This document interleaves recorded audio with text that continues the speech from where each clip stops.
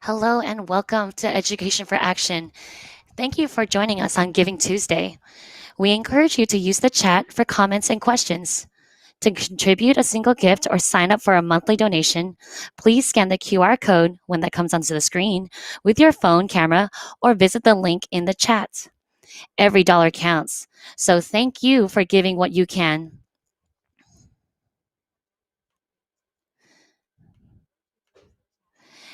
Giving Tuesday Livestream the Education for Action. So if you're experiencing technical issues and need support or troubleshooting, reach out to Bram Ziltzer, info@climatemuseum.org. Now I'm going to hand this over to the director of the Climate Museum, Miranda Massey.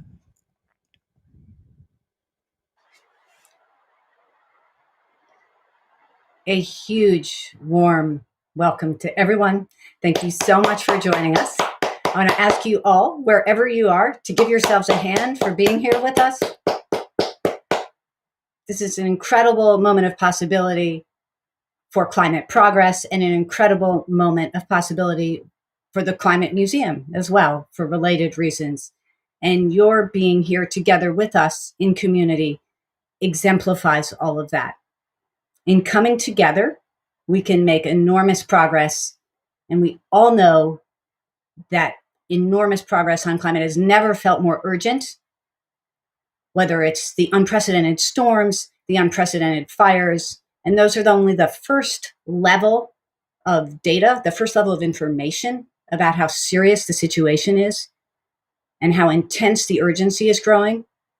We all feel the emergency accelerating around us in different ways, reading the news every day.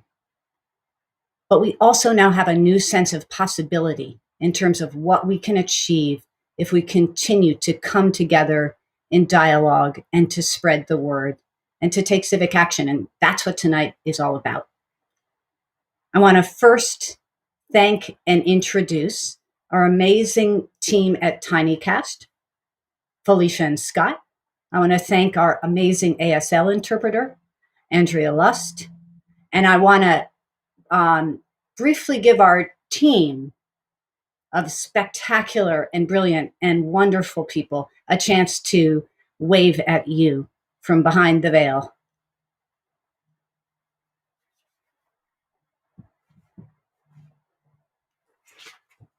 You can see how awesome they are, right? It's easy to go to work every day when your first meeting is with a team like that. You guys, everybody watching is also part of our team. And we're going to find every possible way we can tonight to express that. And I want to first urge you, if you aren't already on our newsletter, to sign up for our newsletter so that you can get news about all the amazing programs we're going to be spotlighting tonight. We wanted to keep this program short, so we're only covering a shaving of our work, but that shaving includes some really remarkable guests that you'll be hearing from. And I'll come back to the program in a second. It's important at the top to say something that on the team we sometimes take for granted because we're working in this milieu all the time. And that is that museums have superpowers. Those two superpowers are public trust and popularity. Museums are among the most trusted sources of information in our society on any subject, but in particular and specifically on the climate crisis. And there's a greater level of museum visitation per year in the United States than major sports attendance, national parks visitation, and the top 20 amusement parks visitation combined. It's really extraordinary and it's really heartening. Tons of people out there, tons of us are seeking informal educational opportunities, yes, and that's wonderful news on the intellectual front, but also the opportunity to collect and to be part of a community. Museums are a profoundly communal experience, and that's why they give us a sense of shared capacity to take climate action. It's that sense of what the researchers call collective efficacy in the world, that sense that together we can get things done. that we also have here tonight as a team, thinking about all of you out there with us. You give us the ability to do what we need to do in the world. And we cannot thank you enough for that. I'd like to preview our program. You're going to be hearing about our exhibition work, about our science education work, about a program that we have that combines civics and science education with arts and self-expression called Ask a Scientist, about our programs on climate education and inequality, and a series that we have coming up next year that we're announcing publicly for the first time tonight. And then finally about our upcoming youth internship program, which is an expansion of a youth arts program called Climate Speaks that we've now done for a couple of years in a row, pivoting in this year that's demanded incredible resilience of all of us, from an in-person presentation to an online one, really successfully, thanks to the brilliance of our teaching staff and our team members, the extraordinary capacity of this new generation of young people, and the magic of the learning curve that we're on, of how we connect and build community even when we can't be together physically. And this is a gift that we'll carry with us after we come back to being in person. So it'll be another museum superpower that we can carry forward into the future. I want to turn first to our exhibition programming. Exhibitions are among the museum programs that most exemplify those superpowers that I was talking about. They bring people together in a space, and that builds community trust. And they allow you to explore through all of the senses, through emotional connection, and through intellectual aha moments, the subject at hand, which for us is the climate crisis. And for us more specifically, is the process of giving people pathways into action on the climate crisis that feels meaningful. That means giving people a sense of resolve, making sure that everybody understands that it's possible to move forward, not sugarcoating the reality about how hard it'll be to move forward, and then creating mechanisms, on-ramps, so that we know that we're moving forward with other people, because that's what makes our action feel not outscaled by the magnitude of what's going on. This is a global crisis, but rather in community and supported. That's what collective efficacy is all about. And at our most recent exhibition, the last one we were able to do before the pandemic, which was called Taking Action and took place on Governor's Island, we fully reached our stride as a fully activist museum. You're going to be hearing about this from a remarkable journalist named Dexter Henry, who did a fantastic story on the show in his capacity as a national weather reporter for AccuWeather.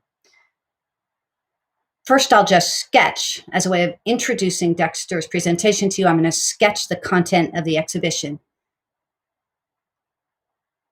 In the first room of that show, we focused on the climate solutions that we already have access to.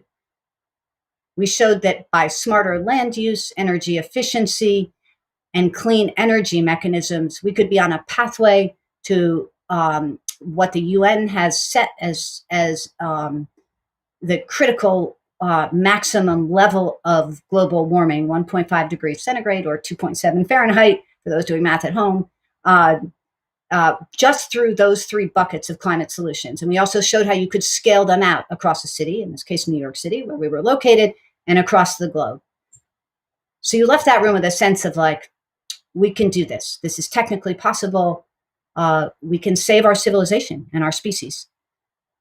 Then in the second room, we gave you a chance to encounter how hard it's going to be. We inhabit a fossil fuel economy and culture.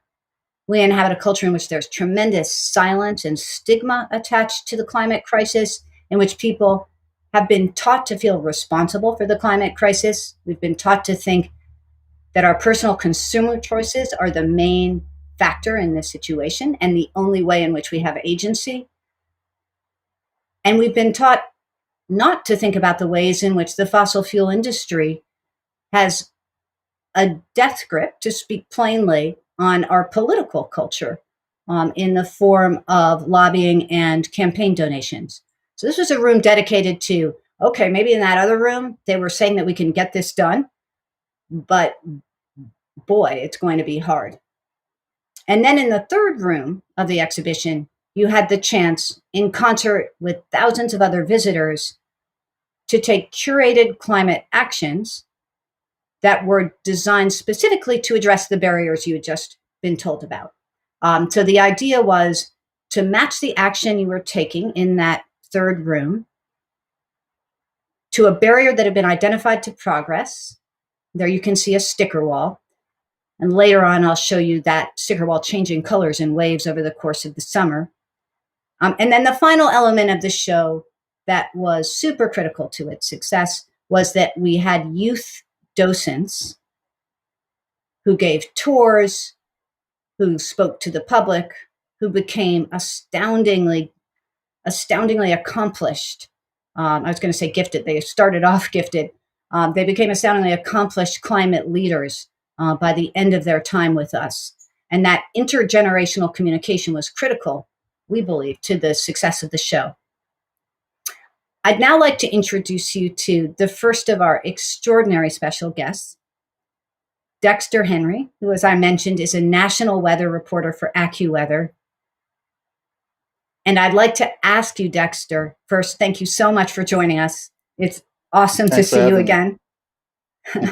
And really looking forward to Dexter and I. We're going to get together to grab drinks, and we kept having to postpone because there kept being weather disasters that he was dispatched to cover. So I'm really looking forward to, after COVID, being able to finally grab that drink. But thank you so much for joining us tonight and for sharing your insight about the show with us. We really, really appreciate it.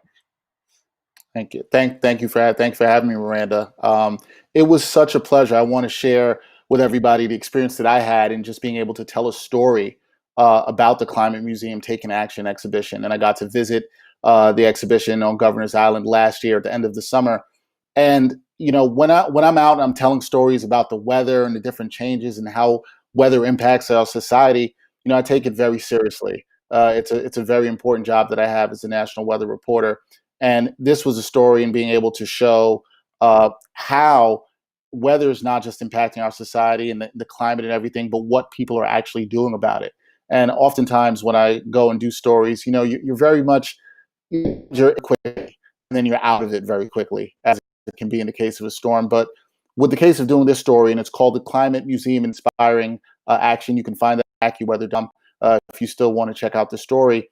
I got to spend time in the exhibition, about 3 to 4 hours. And the thing that really struck me was watching people and how they went through the 3 different rooms that Miranda talked about and how they processed the information.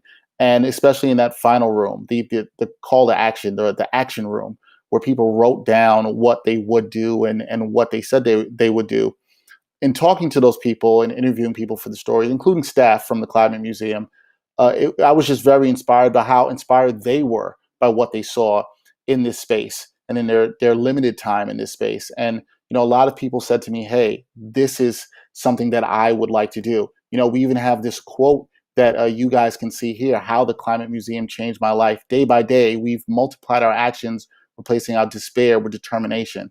That's from Karen, Taking Action visitor. These are the kind of things that I saw in talking to people around them. And it was people of all backgrounds, young, old, various demographics that I saw and heard these quotes from. Here's another one. This is from Otto, 17-year-old student. Said, "Throughout the internship at Taking Action, I became better at reading my audience and knowing how I could best present the information in the museum in order to convey the severity of climate change and empower them to take action." And from my experience of just being there and doing this story, I then had the opportunity to even talk to some young people involved with the Climate Museum earlier this summer. and about talking to them about my experiences as a weather reporter. And I learned so much from mentoring and sharing stuff with these young people, and seeing how much young people are at the forefront of fighting the climate crisis. And one thing that stood out to me, I should say, in terms of talking to these young people, was they also were able to ask me, hey, well, what are you doing about this? What are you doing in terms of your storytelling? And it really inspired me and pushed me to do more with my storytelling in terms of talking about the climate crisis and talking about how climate change is affecting different communities. I've recently done some stories this summer about the heat vulnerability index and how that's affecting certain communities of color throughout America, especially in the urban areas that may not be able to cool their homes as temperatures rise.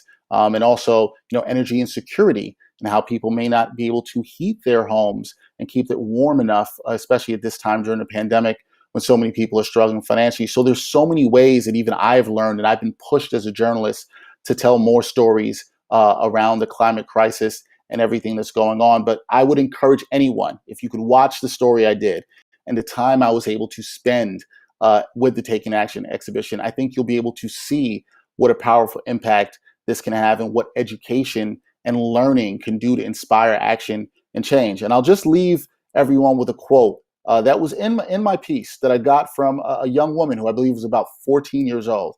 And she said to me, there's only one Earth. We can't buy a new one. So we have to take care of the one that we have. And that really stood out to me, and that was really powerful. And to hear a young woman say that, this was after she walked through the museum and was in the action room and said, hey, this is something that we have to do, and my generation has to do, and everyone has to step up, and we all have to step up. So I'm grateful for the experience, and I was grateful to have been able to tell this story and also be part here today and tell you about the great work that the Climate Museum is doing. And I hope that everyone will continue to be a part of that education and action going forward. Dexter, thank you so much. Those stories of transformation, including your own, are what we think about all the time and what we're trying to help enable all the time. So that is so meaningful to us. I want everybody to have a chance to see the sticker wall in a time lapse, change over time. This is a 15-second video. And then we'll be back to talk about our science education programs. There were waves of color over the course of the summer. This is just a piece of the exhibition's timeline, but just to give you a sense of what gave people the sense that they were acting in concert with others.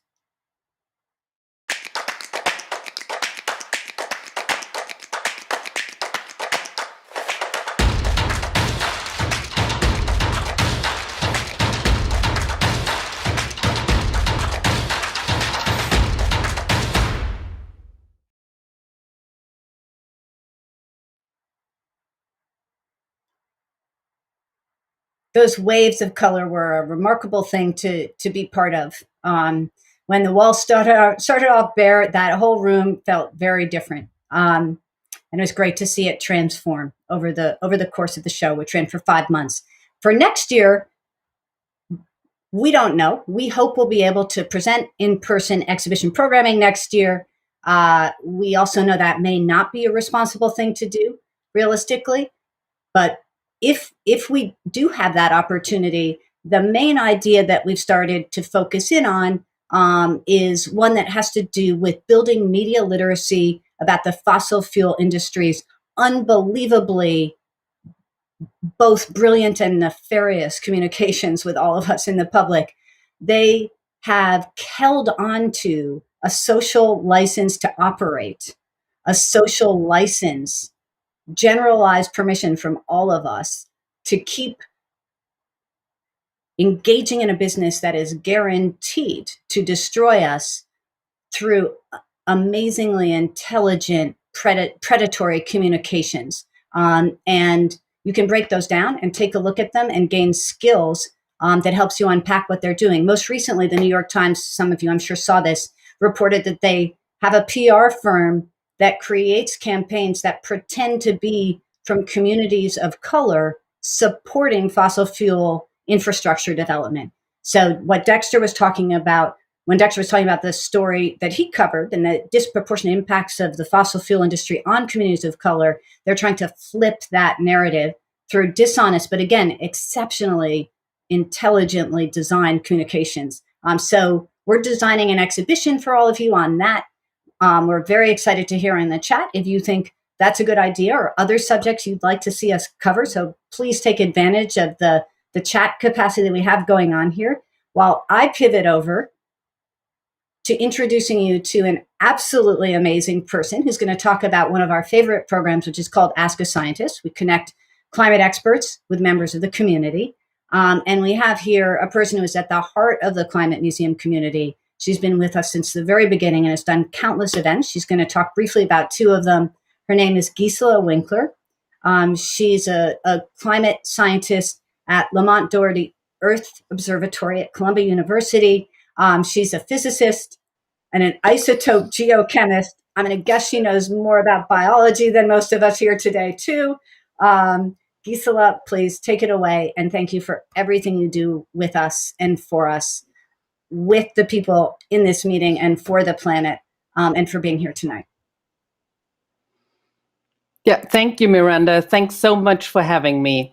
I'm very excited to be here today and to have the opportunity to share two of my amazing experiences at an Ask a Scientist event. About a year and a half ago, I led an international expedition on this amazing ship, the drill ship JOIDES Resolution. We went to the Southern Ocean, the stormiest and most remote part of the global ocean, to drill deep into the ocean bottom and recover thousands and thousands of feet of ocean sediments that tell us about natural climate change and help us better understand the climate system and to tackle the climate crisis. And we were out there for 2 full months, 8 weeks. And halfway through this time, we had a live stream event from the middle of nowhere, literally the middle of nowhere, to this Ask a Scientist event on Governor's Island, organized by the Climate Museum. We had an invigorating, exciting, and fun Q&A, one of these magic moments where we connected from 10,000 miles away from the middle of nowhere. And the most stunning part was that not only did we have a great discussion about what we were doing out there and what it all means, but we also got so much back, and it was heartwarming and deeply motivating for us on the ship to feel that people cared. Of all the live streams I did during this expedition, the one with the Climate Museum really stood out as the most intriguing. I'll always remember how one of our international scientists, this very shy and reserved paleontologist, opened up and began to shine during this event, bubbling with excitement. Now, we've already gone to the second type of event that I wanted to talk about and to give you an impression of. That was not 10,000 miles away, that was about 10 miles away. And it was an Ask a Scientist event in the context of this beautiful climate signals show a couple of years ago. And what the Climate Museum did is it paired up climate scientists like me, youth activists, and environmental group members. And we went out, we swarmed out all over New York City to 10 different locations. I was the lucky one who actually got to go to the Rockaways, one of my favorite places in New York City, on the ocean, on the Rockaways. And we had another magic day out there, a day filled with great conversations with people from all walks of life and perspectives, from 3 years to 93 years. And one overarching and reoccurring question: what can we do to fight the climate crisis?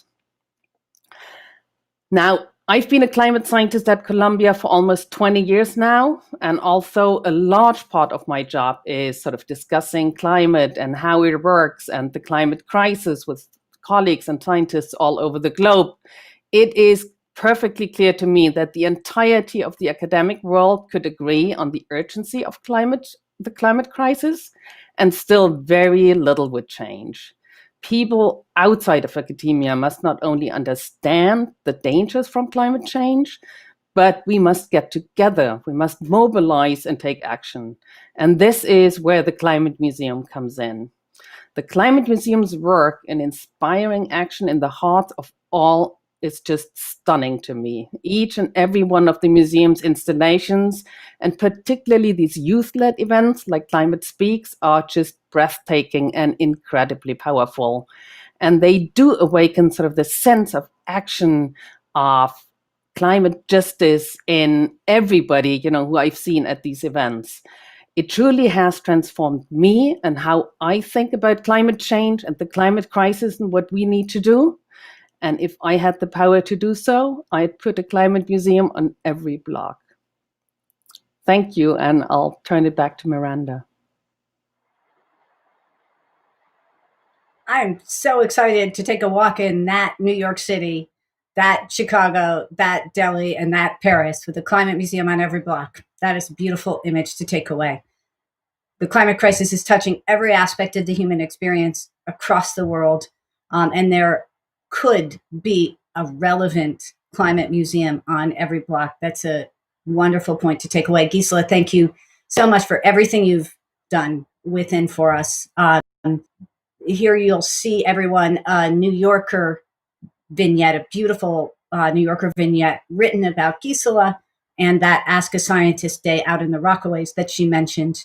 We'll send you a link to that, as well as a link to Dexter Henry's piece and some other materials in our follow-up survey tomorrow, where we'll ask for your feedback on this event and your input in general on our programs, as well as giving you the opportunity to sign up for our newsletter, which we would love you to do so we can stay in touch. I want to pivot quickly to my first big fundraising pitch of the evening, and I will make that quite fast because we are running behind on time, which is my fault. Here you see a QR code. If you've used one before, you already know this, but you can stick your phone up to it and it'll take you directly to a donation page. You can also use the link that you'll see in the chat to make a donation. Every donation counts. We had a child give his allowance one week at Taking Action, which was a super profound gesture for us. Last week, somebody we don't know sent us $2 from Vancouver, British Columbia, Canada. And I sent a personal thank you note back because it is so profound to me that somebody who most likely doesn't have a lot of extra capacity is reaching to make a gift that feels meaningful to them. Incredibly moving. And every donation counts. That $2 buys snacks for one of the students, probably two of the students at one of our workshops. I want to give you a couple of dollar handles. These are just examples to concretize the meaning of the gifts that we hope you'll feel inspired to make tonight. Because in addition to hoping that you'll volunteer and that you'll talk climate using the tools on our website, and that you'll lean into civic action on climate, we do hope that you'll support us financially. $25 would set up an Ask a Scientist station. That would be the hard costs of the printing and the handouts and the pens and the papers and all the materials. So a gift of $25 enables the miraculous Gisela to connect with all those members of the public she described. And $1,000 would buy 3 iPads to make Taking Action or another exhibition more interactive, and also to help us make our programming accessible to students who don't have their own hardware. I looked it up the other day. You can get an iPad for $339. So we can buy almost 3 iPads with $1,000. And that's 20 of you giving $25. So that makes the exhibition programming so much more interactive and so much more accessible to all. I'd like to thank you all for the donations that you've made already. They've meant a great deal. A number of you watching gave to kickstart our efforts tonight before the program even began. I'm going to turn now to a program that we launched in the era of the coronavirus. It's called Climate Art for Congress. It combines civics and science education with artistic self-expression and self-expression to members of Congress. And last spring, we sent 500 illustrated letters to members of Congress using the tools that you're about to see 2 short films about. And we're going to relaunch with the new Congress in January. So keep an eye out for that. And first, what you're going to see now is an introductory video about this program, Climate Art for Congress. And next, what you'll see is a highlight from a workshop that we did in September for Climate Week, where this really remarkable Miami teacher described the process of taking her classroom through Climate Art for Congress and sending, and through us sending, it's a touch-free program, so it's totally safe. You stay at home. Through us sending notes to all of the members of the House of Representatives and also the senators who represented the district where her school is located. So first, introduction of Climate Art for Congress, and next we give you Maria Sandoval.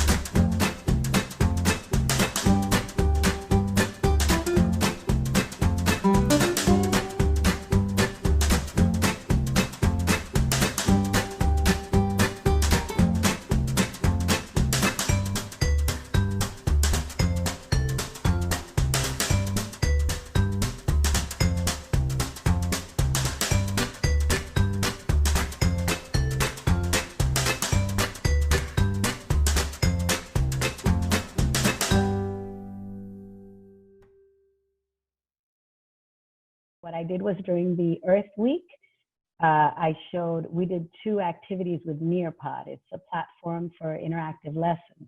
And one of them was exploring the Earth. And then the other one was Earth Day. And we went virtual on Earth Day all over the world. And they planted seeds and whatnot. And then this was like the culminating. What are you interested in? What is your passion? What do you want to fix? What's your concern? And then they did their drawing and wrote their essay. Well, not their essay, wrote their words. It was very simple. It was just whatever you feel, write to your Congress, and you'll be published. They'll mail it, and they'll hear your voice. And it was a very good debate, and the kids loved it. When they saw it, the parents were very thankful. Then afterwards, I was lucky enough, I got called again from climate change to highlight 2 of my students in an article that was written, and they were excited. The parents were besides themselves, but the kids were actually given this opportunity because I do teach gifted, as you heard, and children that's what they need. You know, they have all the problems on their shoulders and they need that empowerment. And we're teaching them that, even high school kids. I notice there's a lot of children here. We're teaching you to take action, to take leadership, to debate, to fight for, you know, human rights, to fight for what's fair. And now the kids are doing it. So this is the time to apply. And it was a beautiful activity. And now here I am. So thank you very much for all your work. I plan to do it again with my 2nd graders. We're very excited to do Climate Art for Congress with the new Congress. And in fact, a couple of students in our high school internship anticipating the rise of some climate hawks after they'd won their primaries have already sent representatives to new members of Congress. We have a couple of examples to show you here. Or if I have that cue wrong and those are later in the program, please disregard. In all events, I'm super happy to let you all know that we've reached $5,000 worth of donations for Giving Tuesday, and we cannot thank you enough. We're excited to keep building out Climate Art for Congress and to explore the new possibilities of intergenerational communication with our elected leaderships in this time of growing urgency. So huge thanks to everybody who's given to help us do that. And we promise to put those resources to very, very good use. For everybody's information, a gift of $100 or 2 gifts of $50 or 4 gifts of $25 funds makes it possible for us to send letters to all the congressional representatives of a classroom like Maria Sandoval's, a classroom of 25 students. This is a K through 12 program that a lot of parents and teachers and caregivers, as well as students, have been incredibly happy to participate in. So we appreciate any support that you can provide to make it possible for us to expand it. We're looking to get entries from every state and the 5 major U.S. territories. And to celebrate and thank you for all that you're doing to help us out, I give you our spectacular staff.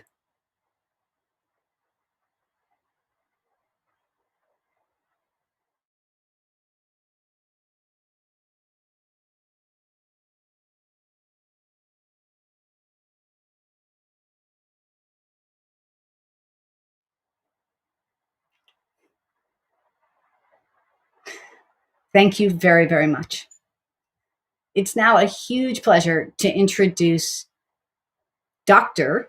Dilshani Pereira, who recently received her PhD in anthropology from Stanford and has joined us as a Mellon postdoctoral fellow in climate and inequality. Dilshani and her colleague, our Mellon predoctoral fellow in climate and inequality, Akuya Banful, have already, in a couple of short months, just dramatically changed the shape of our work, deepened our engagement with the climate crisis in a multitude of ways, and they're both a joy to work with. Dilshani, thank you so much for being part of this program tonight and for being part of the Climate Museum team. Oh, thank you so much, Miranda, for that incredibly generous introduction. Really, the pleasure and the privilege is mine. And it's just wonderful to be here with all of you. So I wanted to say a little bit about how I arrived at the museum and to also preview some exciting upcoming events for 2021. So earlier this year, when I was finishing up my doctoral dissertation on weather, climate, and risk in Bangladesh, a number of my friends emailed me to say that the Climate Museum was looking for someone who focuses specifically on climate and inequality, which was the subject of my research. So I felt that the fit was excellent from the very beginning. And I count myself as lucky to be able to work together with such an incredible team of people. I really feel that the camaraderie we have here at the museum creates the foundation that supports all of our programming. And I think that the challenges of the present demand a kind of dynamism in being able to meet them. The resilience that we've cultivated in the pandemic positions us even better in being able to respond to the changing circumstances of the climate crisis itself. So when I first joined the museum, I worked on a discussion event called COVID's Lessons for Climate and Inequality, From Sacrifice Zones to Justice, where 4 expert panelists shared their insights on how COVID has intensified historical legacies of harm in the US, and also what the pandemic teaches us in dealing with a planetary crisis. So if you haven't already, I strongly recommend that you check out COVID's Lessons and our previous event in the series called Black Lives and the Climate Crisis, which you can find right here on our YouTube page. The feedback that we've received is really a testament to the desire our audiences have to engage climate through different kinds of pathways. And so, with this in mind, I want to give you all an exclusive look at programming that will debut next year. And this is the first time that we're announcing this series publicly, so I'm completely delighted to share this with you. So beginning in 2021, we at the Climate Museum will be launching a monthly discussion series called Talking Climate that we'll host every second Friday of each month. These panel discussions will focus on themes that explore the intersection of the climate crisis and different forms of inequality in the US and around the world. Our first event in January is called Talking Climate Displacements, where our panelists will address the new ways that the climate crisis is actively displacing people from their homes and lands in the present, and also how historical dispossessions shape what we see in the world today. Our director, Miranda Massey, will moderate this conversation, which will also feature experts with backgrounds in journalism, activism, and the law, and we'll be announcing them in the upcoming weeks, so please stay tuned. So I'm inviting you to join us on January 8th for Talking Climate Displacements, on February 12th for our Talking Climate conversation on grief, which I think will be particularly poignant after a year of COVID, and on March 12th for our Talking Climate conversation on infrastructure, with more announcements on the rest of the year to follow. I'm looking forward to all of it, and I want to thank you all for being here today and for your support of our public education programming.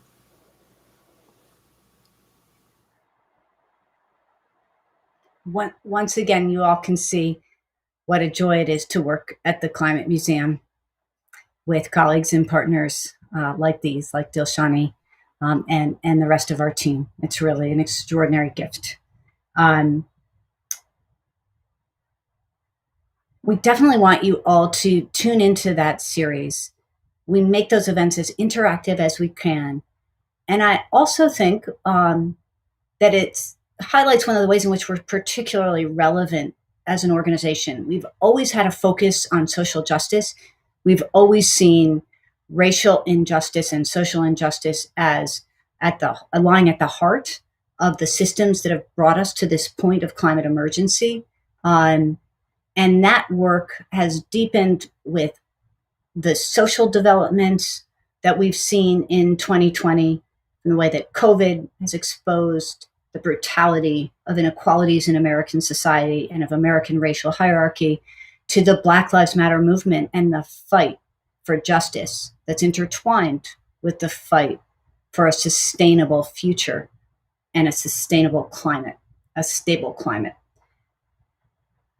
Dilshani and Akuya have helped us deepen that work, and we're so grateful to the Mellon Foundation for making that possible. We just want to highlight that together, you all have already funded 2 of these extraordinary events. That's what we've done together tonight already, and we can't tell you enough how much we appreciate that. That's because each of these events has a hard cost, excluding staffing, of about $2,500. So maybe it's possible for us to fund a 3rd Talking Climate event here tonight together. In the days to come, we'll also be back in touch. Remember, it's about collective efficacy. Those $2 gifts add up, and we receive a lot of single-digit gifts, and they mean an enormous amount to us. We love having a community that's as responsive to the need to address inequality.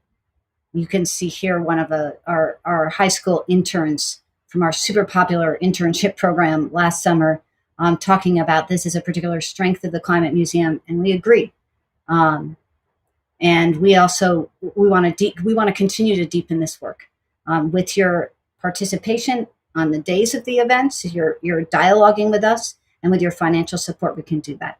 So many, many, many thanks. And I want to give the staff a chance to thank you, for the gifts that you've given us of all kinds thus far.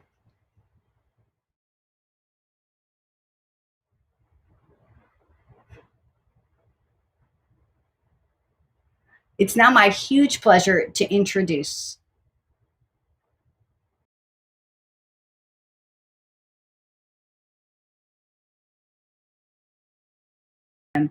and that is really saying something. Kyla St. Fort is someone I first met a couple of years ago in our first iteration of the Youth Arts Program, Climate Speaks, and she's become an unbelievably strong young leader in a way that I'll now ask her to tell you about. Kyla, it's always such a pleasure to see you. We're so proud to be associated with you and in your surround. And thank you for joining us tonight. Thank you for having me in such a warm introduction. So I just want to speak a bit about what Climate Speaks means to me and how much it's helped me. So when I was younger, I was a really shy kid. Like, my family still jokes about how when I was a toddler, anytime I met a new person, I was not speaking to them. I used to hide behind my mom.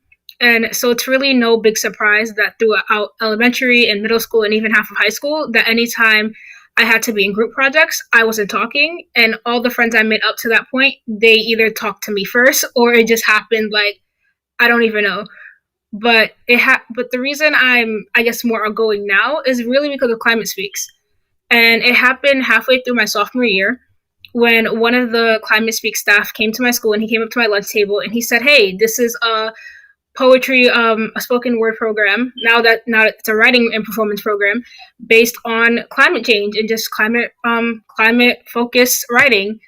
And I was really hesitant to do it at first, but then my friends encouraged me, and I went to the first workshop. And while it was fun, I still wasn't really convinced to actually submit my poem and actually, take it a step further. And even with Miranda emailing me at least 3 times, I still wasn't sure. But then I started looking more into the Climate Museum, and I learned that they're fighting for a really good cause. And that's what really pushed me to actually submit my poem. And now, so months later, I performed at the Apollo, and here I am about to graduate. And, forever changed by everything that Climate Speaks did for me and all the skills that I learned through months of practices and rehearsals and workshops. And just some of those skills are leadership skills, public speaking skills, how to build community with strangers, like in a matter of seconds, and also just knowing how powerful my voice is and how to actually use it to advocate for issues that I care about. And one of the issues that matter a lot to me is racial injustice. And because of my time with Climate Speaks and, being on stage and having to put myself out there and just be authentic and honest and really, put my heart and soul just out there, like I said, I'm now the president of my school's Minorities United Club, where I basically lead discussions with my fellow students about racial injustice that happens both inside and outside of school, unfortunately, but also how we can work together to process all these harmful emotions in a more productive and positive manner. And I'm also an ambassador for this program called Justice for Black Girls. And I wouldn't have joined that program if it wasn't for Climate Speaks giving me all these skills, because through that program, I was able to teach a class on Black girl healing, safekeeping, and liberation 3 times in front of through a screen. And I would have never done that without Climate Speaks. So I think something that I really want to just end off with, to all my youth out there, to all the people who aren't youth but know youth, I really say try and, get into one of these great Climate Speaks youth programs. It will really change you and change your life in ways you won't even imagine. And I think it's such an amazing opportunity that it would just be so horrible to miss out on it. So thank you for letting me have the space to speak about my experience. And I really hope that you donate and that you suggest these programs to a youth that you know. Thank you so much, Kyla. You are absolutely amazing. And that's all I'll say on that subject for now. We are expanding Climate Speaks this year. We will have a performing arts track. You can see a picture here from our first iteration of Climate Speaks. We did it online this past summer. It's one of our poets, and you're also going to see an audience shot. And we also had a super oversubscribed, that's an audience shot, Raising the Roof for the poets. We also had a really oversubscribed summer internship program for high school students that tied a couple of our team members up in knots because there were so many more who wanted to participate than could. And we're about to show you a video of the Community Action Plan website that is one of the things, only one of the many things that came out of that high school student internship workshop. And I'd like to ask you to think about the transformations that you've heard described tonight, in particular, how Kyla just talked about her own transformation through this kind of work. It doesn't take a lot to do it. What we do need is a larger team. So anything that you can do to help us grow so that we can help more people like Kyla answer the question, what can I do about climate injustice, about racial injustice, about the climate crisis overall? That question that Gisela encountered in the Rockaways, and that all of the scientists encountered that day across the city at all of the 10 exhibition sites that we had installed. Every dollar counts toward helping us build our team out so that we can give more people tools and on-ramps to become leaders. Most people aren't going to become leaders as extraordinary as Kyla, I'm not going to lie, but all of us have untapped potential and magical capacities that we haven't yet learned about. And part of our role is to help people step into that in a way that addresses this era-defining crisis. So please give what you can to help support our youth programming. We deeply, deeply appreciate it. In pulling together this program, oh, and thank you so much from our entire staff, with sound now.